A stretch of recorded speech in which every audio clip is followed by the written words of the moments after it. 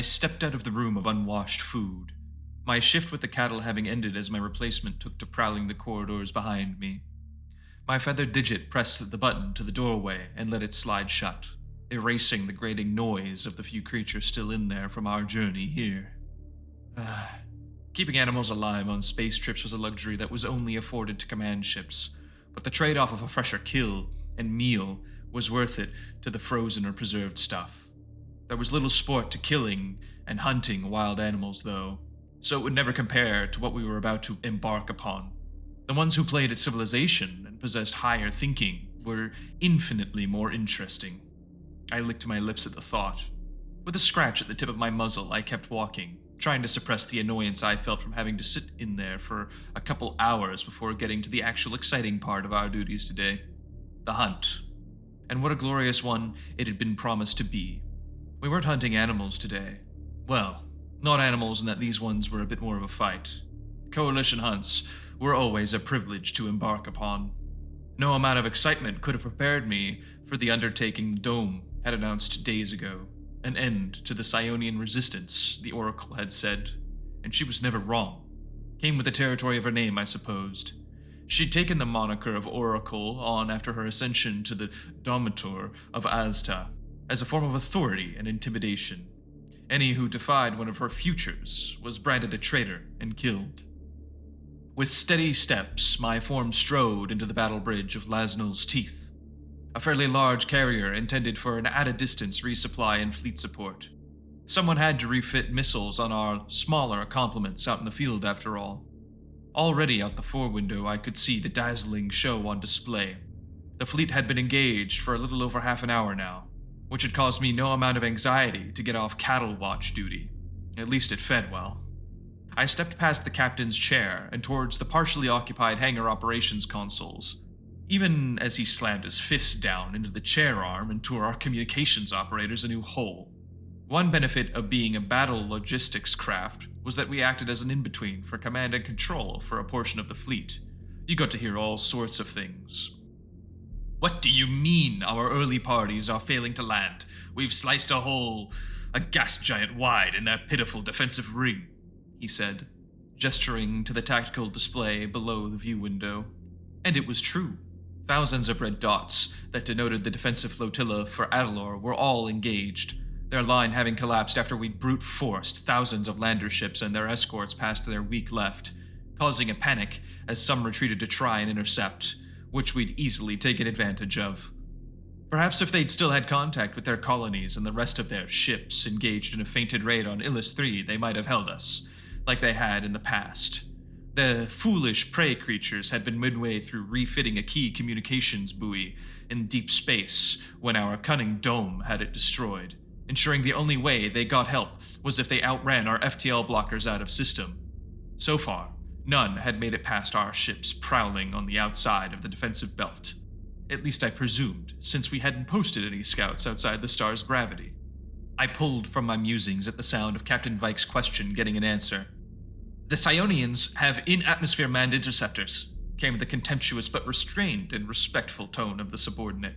It prompted an annoyed huff of air from Vike. A quick back and forth around the ship ensued. "Tactical, antimatter on their airports," came the demand. "We're not getting anything from sensors," which in turn prompted a response from sensors. "We cannot find them. The vegetation and non-sapient life is thick on the surface, and they've concealed their takeoff zones." A roar of authority from Vike to shut down the infernal bickering between all stations. He didn't care if our life science sensors weren't working, he wanted it done. "They're just prey. They aren't clever enough to hide them for long. Hangar station." I stiffened, having been singled out by my commander's fury and rage. Trying to pretend I'd not been staring at the tactical display, I turned to him with utmost respect in my voice. "Yes, Captain?" "Recall and retask our fighters. They're to break from void combat and escort landers, and priority to shoot down those primitive buckets." He nearly hissed at the end of the order. I nodded. "Yes," came my curt response. No need to engage in more words than were necessary when Captain Vike's mood was sour. I set about my task with a hunter's efficiency, first typing and then tasking the order to our engaged fighters. This station was a job even Juvenile could do, and so I'd signed up for it between my core duties as a way to learn from the minds here on the bridge. Oracle would not miss those fighters, I thought to myself. Her fury and cunning would inevitably destroy the Psionians' pitiful navy without our help.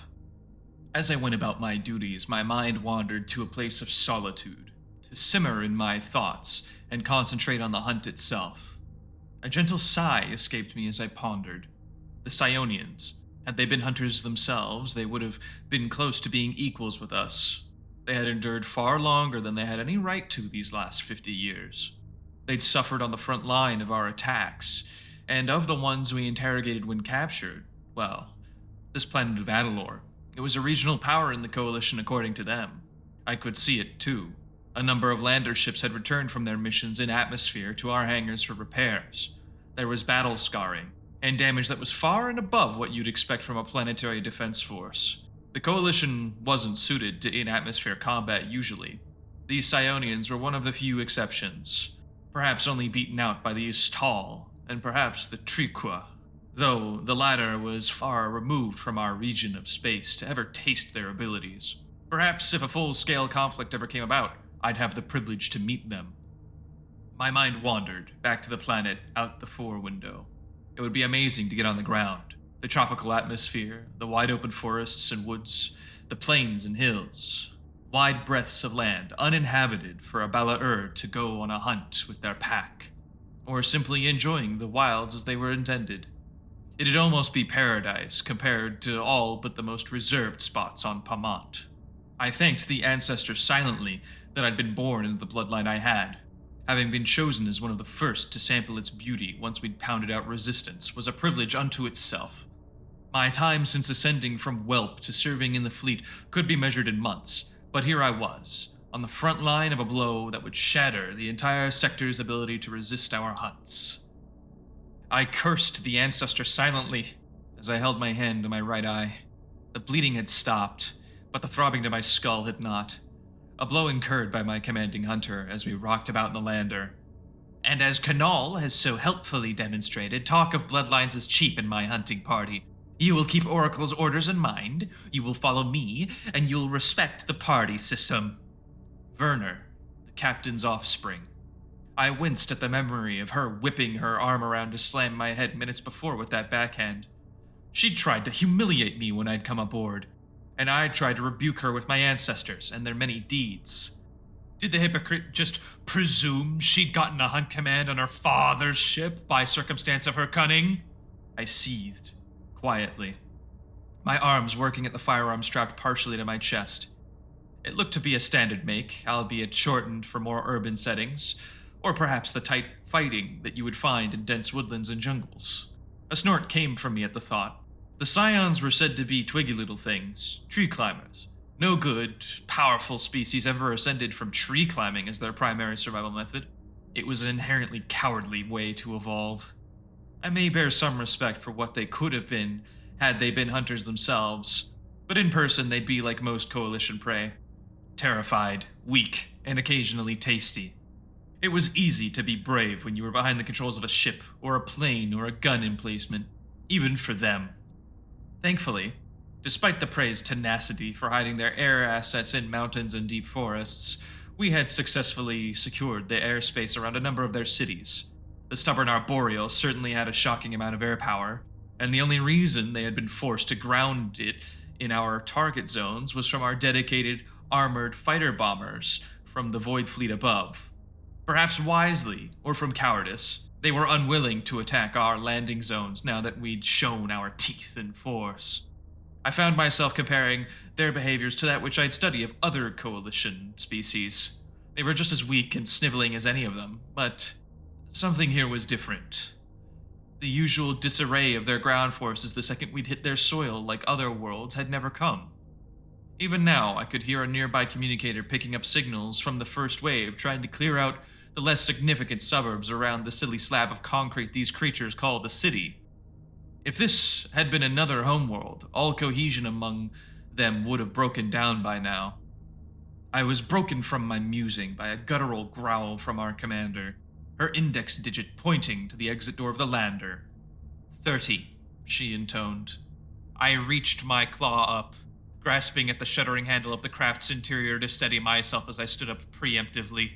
My party of 7 standing with me as we all made ourselves ready. I could hear 2 of them on the side conversing in Old Ta'alish. The prospect of hunting in an urban setting was going to be fun, seemed to be the gist of it.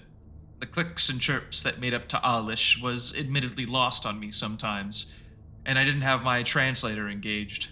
My hand went to my belt and clicked the small box on, hearing the ping in my earpiece alongside the radio channel. Moments passed, and then I felt the craft touch down, and the cabin was lit as sunlight poured through the gap of the exit. Instantly, my nose was smothered in the exciting smell of fear, blood, and smoldering ruin. We stepped out, my own claws hitting the packed dirt of the side street before the lander shut its door. The pilot and accompanying crew would keep the engines warm, and the top-mounted guns manned to prevent retaliation to its presence. It'd be waiting for us when we returned with snack food and intelligence. Now that the opening waves had softened the city, it was time to actually get a bearing on what we were dealing with. Werner spoke up now as we found ourselves prowling through one of the many side streets, the sun high above us. Listen, we're tasked with finding one of the early hunting parties that made it to the surface, but went quiet, she surmised simply, glaring at me in particular just a moment as she took to leading from the front. Each of us took a position around or behind her lead, moving in semi-independent searching sweeps. I took to walking the side as close to the buildings as I could, taking pulls of air for any scents that weren't stagnant. Unfortunately, this place was teeming with so many scents, it was hard to discern much of anything, at least for now. As we moved deeper, I could see simple street signs, my translator figuring them into those amusing names like East Pawville Drive or Branching Street. I felt myself working my jaw. I was getting hungry. The food in this place, though, had mostly fled, it seemed. There was the occasional sign a particularly ravenous party of our own kind had slain and gobbled up the majority of a caught meal on the spot, but the scraps left behind were already being picked at by insects, and not very appetizing for my taste. Raw meat could only be appetizing to the first wavers, really. They were low on the rungs in the mental department. You only volunteered for first duty if you were desperate to sink your teeth into something besides the farmed or wild-caught stuff. A slave to your instincts. You'd have to be desperate for the rush of a hunt against a real threat that could fight back.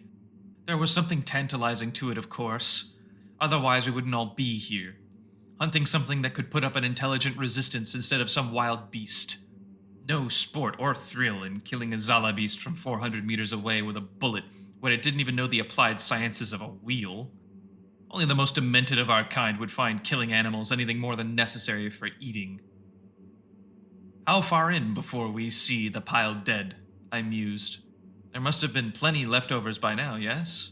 I could sear myself a quick munch to hold over until we actually got to the real stuff. One of the others spoke up, her scarred brow denoting her seniority through sight alone. Choke points, deep city, places where many of them have lived. We won't be finding many here. Why? A little overeager, are we? Don't want to hunt one down yourself? She motioned the point of her gun to the residential area. Its density was that each dwelling was not more than meters apart, but I took their point. There was no bomb drops here. The beings that had lived here had had the chance to escape before we'd landed. The ambient warmth of the planet was welcoming to my feathering. A bit humid for my preferences, but the prospect of staying here longer term was a good one. My claw tripped at something on the ground, my snout turning as my eyes bore down on what it was. I blinked, then sniffed. It had been a pockmarked explosion crater into the road about a couple hand lengths across. I smelled dried blood. Our blood. My eyes turned to look around. There were other marks. I gave a quiet growl to alert those around before moving closer, more deliberately. Up the street for a long stretch, there was nothing but those little pockmarks, hundreds of them, kicked up pieces of road, and more importantly, what looked like red meat chunks, the remains of my kind. What kind of weapon had done this? With steady steps, I stalked up the road in the shadows, keeping my eyes on the front. Though Coalition weren't nearly as predisposed to ambush tactics as we, the probability was never zero. and my nerves, at this being my first outing on anything even approaching a raid, had the best of me. My nostrils flared. Something was nearby. It was as we moved in silence that I spotted one of those creatures. Their weak frame was peering through what must have been some sort of magnifying device. It was clearly distracted, and I thought I spied on its side a firearm, keeping it in mind as I pointed a claw to signal to my hunting party, and then leveling my rifle, lining up the shot to take it out before it even knew what had happened, just as I'd been taught. As I went to pull the trigger on the perfect shot, though, Werner shouted out from beside me, "No, Silvertail!" alerting the blasted thing as it scampered, a pathetic squeal that translated to a "No!" in my ear. Ugh, by the ancestors. I pulled the trigger, but a feathery hand on my gun pushed it to the side, making my bullets go wide by precious claw lengths that allowed my quarry to disappear from view. "It's a Silvertail," she affirmed again, already running after it. "Did you not hear the Oracle's general instruction? Captured Silvertails are worth accolades above just a snack. They grow meatier. Catch it alive!" I hissed back at her, but a warning glare told me if I pushed it, my other eye would receive a bruise as well. Just why was the Oracle interested in keeping them alive anyway? For planned hunts of her own? To keep them from extinction? I began to run with her, intent on capturing it myself then. If she wanted to collect tails as trophies to show off to the captain, I would at least put the effort in to scoop them out from under her. That creature would be mine. Even as she was approaching the gate of the high fence, separating the street from the backyard of the home, I instead opted to charge, bashing through the shoddy woodwork with my shoulder. As I came out the other end, my eyes fixed right on the fleeing form.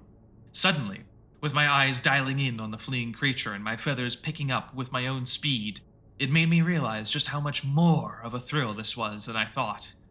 Nothing about the simulators or training had prepared me for this instinctive feeling in my body. So this was why we hunted. This was intoxicating. I was spiteful in the moment, wanting to refuse to see the silver in this creature's tail, but it did appear to be one of the silvers. I saw the evasive form claw up the back fence into an alleyway that ran between the 2 rows of houses, with back access out of their yards. My shoulder ached from the first run, but I couldn't afford to let this creature escape, and I was already ahead of my hunt lead. A squeal came from it in babbling speak before my translator informed me its meaning. "I won't!" I felt my pounding legs instead leap the height of the fence, my footpaw catching on the top lip as I continued into a stride to drop down on the other side, gaining precious seconds on my quarry. My form solidly rocked into the opposing side of the alley from my carried momentum. I hissed after them, throwing my body into a deep forward lean, and leaping after the scion, intent on trapping it in my jaws. One bite, and it'd be over. Our saliva made certain of that. It wouldn't die if I was gentle, probably.